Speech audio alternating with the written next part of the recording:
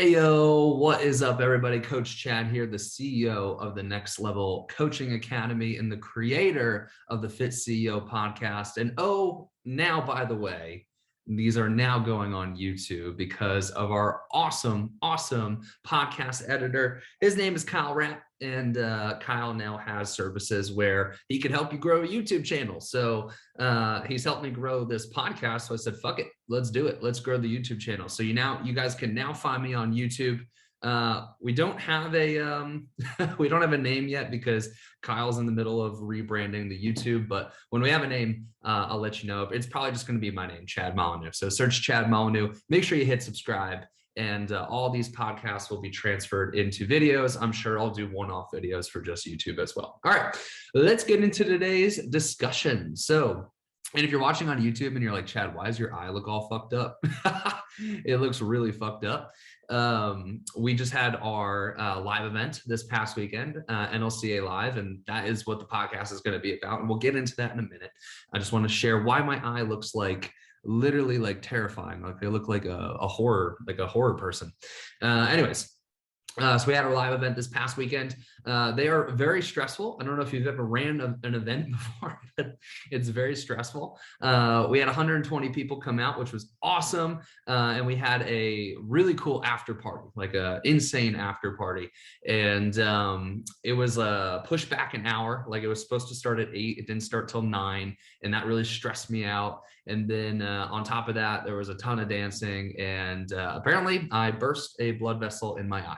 And that's why I look this way. But anyways, let's dive into it. Okay. So what we're talking about today is my biggest takeaways from this past weekend from hosting NLCA Live #2. This is our second one. We did one in August of 2021. And then this year, this past weekend in April. So very quick turnaround.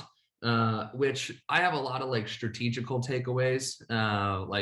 I'm not going to share those today. Like one of those being I probably won't do another one as quick of a turnaround. It takes 5 months to prep this live event, which is insane. Next year, I also am going to have a team to help me do it because I've been doing a lot of the setup part myself. And then my team helps me with the marketing and the communication with the speakers. But next year, I'm going to have a team to actually just facilitate the whole entire thing because it takes 5 months. It is hard, man. It is really hard. So one of my big strategical takeaways is at least try to have 10 months in between, 10 to 12 months in between. But like I said, I won't get too much into the strategical stuff.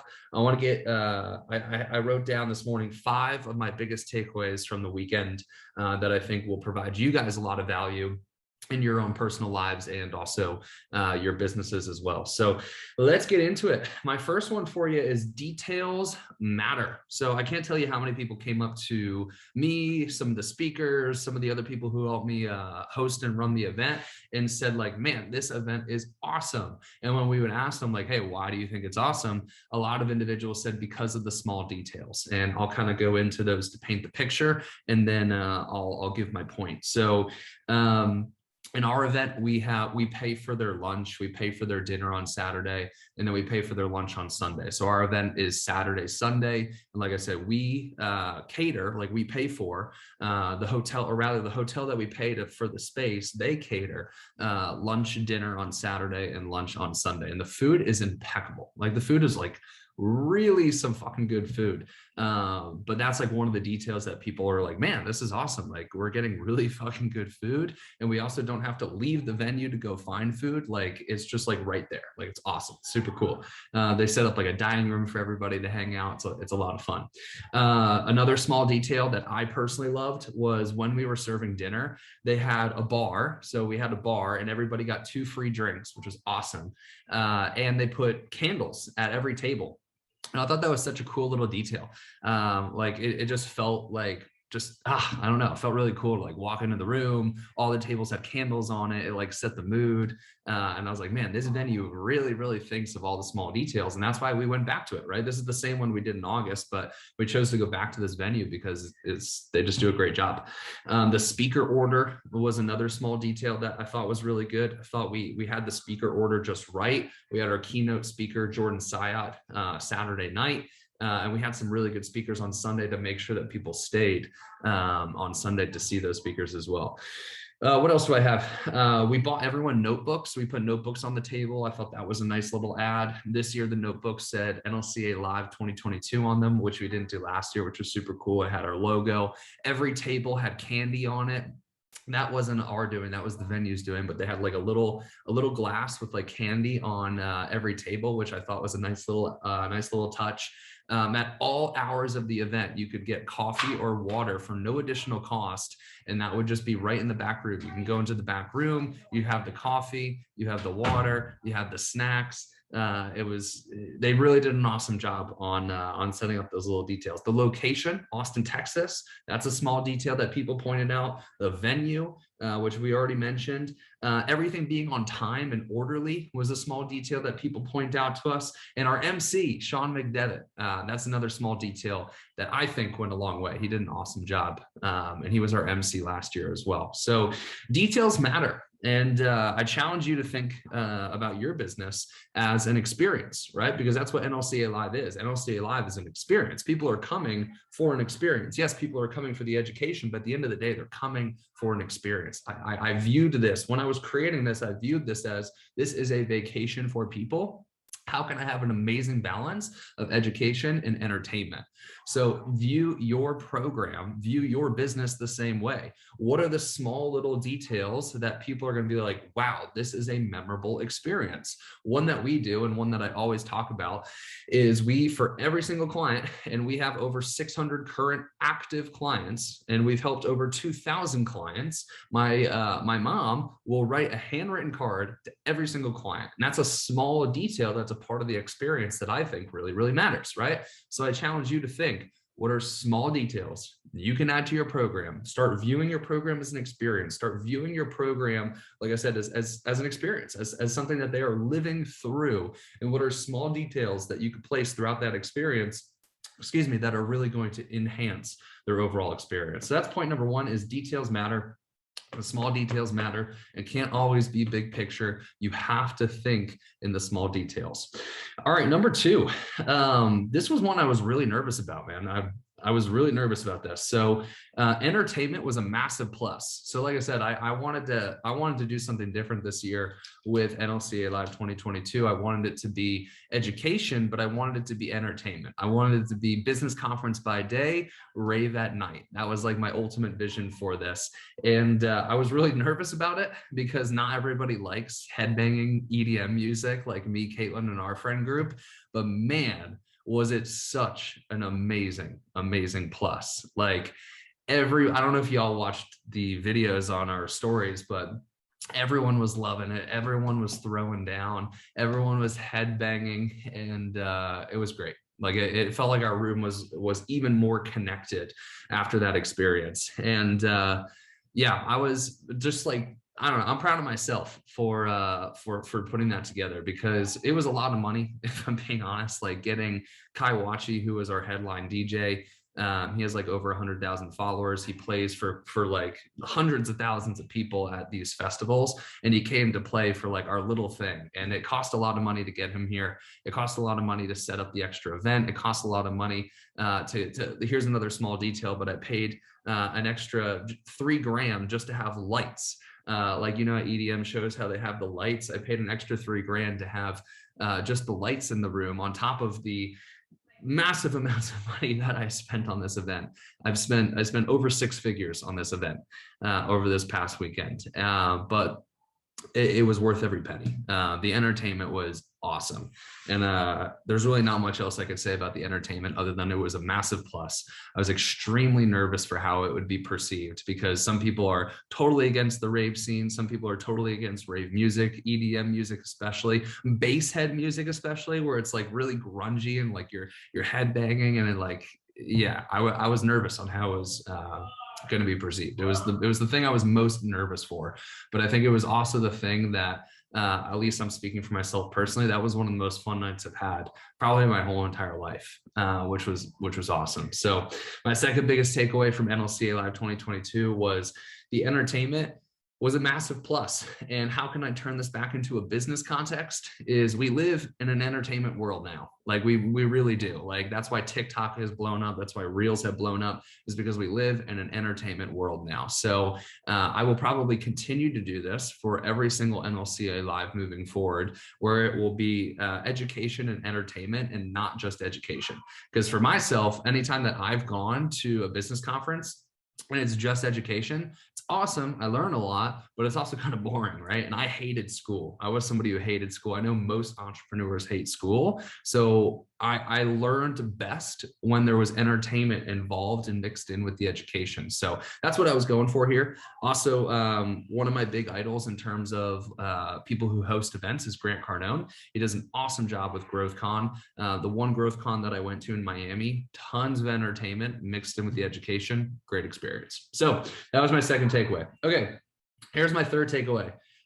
Being a good human matters. We got so much feedback on how nice our staff was, how nice the speakers were. And one individual came up to me and she told me, she's probably listening to this, she told me that she was terrified to meet me. Terrified to meet me. She thought I was going to be this like super intense, which I am intense, but like this super intense, like just intimidating person. And I'm only intense really in a work context. Like I'm super passionate, very intense when it comes to work. But if you meet me outside of work, I'm very laid back, like extremely laid back, easy to talk to. And I just like to have fun. So she said when she met me, and she saw that I wasn't the way that she perceived, that it helped her speak to all the other speakers in the room and not be afraid to go and reach out and talk to new people. So coming back to point number 3, being a good human matters. We got so much good feedback on our staff, the speakers, just everybody in the room, being a really good human and having good intentions. And I'll share one little mini story from the weekend, but one of our managers in our company who I met for the first time this past weekend came up to me and she made me cry. She was like, "You're the best boss I've ever had. Like you're truly a good person and you really care about us and you care about the students." And made me tear up and made me think that like, if you're going to be in business, you have to be a good human. And if you're not a good human, your business is going to fucking crumble. Clients are going to leave you. Staff members are going to leave you. Your vision won't be executed. Nobody can get behind your vision. People only get behind your vision if they like you. People only get behind your vision if you give a shit about their vision too. So one of my big takeaways for y'all is be a fucking good human. All right, be a good human. It's not hard. It should be a prerequisite in business. Nobody really talks about it in business, right? When you think about normal business, you actually think about people screwing people over. You think about people being evil, people being selfish, people only caring about themselves and the money. But at the end of the day, the most successful people in business are the people that are good people to their people and to their clients. Boom. All right, point number 3. All right, let's move on to point number 4. So point number 4 is your product is only as big as your vision. All right. So I'm gonna use NLCA Live 2022 as an example. So my vision, like I told you, my vision for this was business conference by day, rave at night. And and that's how we got Kai Wachi. That's how we got Jordan Saya. That's how we got all these big names and created this big experience, is because the vision was big. So I challenge you, if you are not currently happy with the business that you have, it's probably because your vision isn't big enough. Like next year, I'm already thinking NLCA Live 2023 is going to be in Vegas. NLCA Live 2023 is going to have Grant Cardone speak, right? Like I'm thinking big, like how can I one up what I did last year? So if you are currently unhappy and unsatisfied with the product and the business that you have, it's probably because you're not thinking big enough. It's probably because your vision is small and your product is a representation of your vision. So I challenge you, if you want more, if you want bigger, if you want better, it all starts with what's between the ears and what you personally think is possible and what your vision is. And once you cast your vision and you start executing your vision, that is when the product starts to match, once again, what your vision is. All right. So my point number 4 is your product is only as big as your vision. This past weekend was exactly my vision. What happened this weekend? Exactly my vision. So if you are dissatisfied with what you are putting out, your product, your service, your business, it all starts with your vision. Make that shit bigger. All right. Number 5, be yourself. This was a big theme over the weekend. A lot of the speakers talked about this. I know Jordan Syatt talked about this. Brad talked about this. Joseph Sheehy talked about this. A lot of the speakers, Emily Duncan talked about this. A lot of the speakers talked about being yourself. And I know this is a cliche one, but it's one that I don't know why it hit me this weekend, but it did. I'm always getting vulnerable with you guys. I'm always how would I describe this? I'm somebody who wants to be perceived as strong. I'm somebody who wants to be perceived as successful. And sometimes, how do I want to put this? And sometimes I'm struggling with this one. Don't cut this out, Kyle. I think this is an important moment here.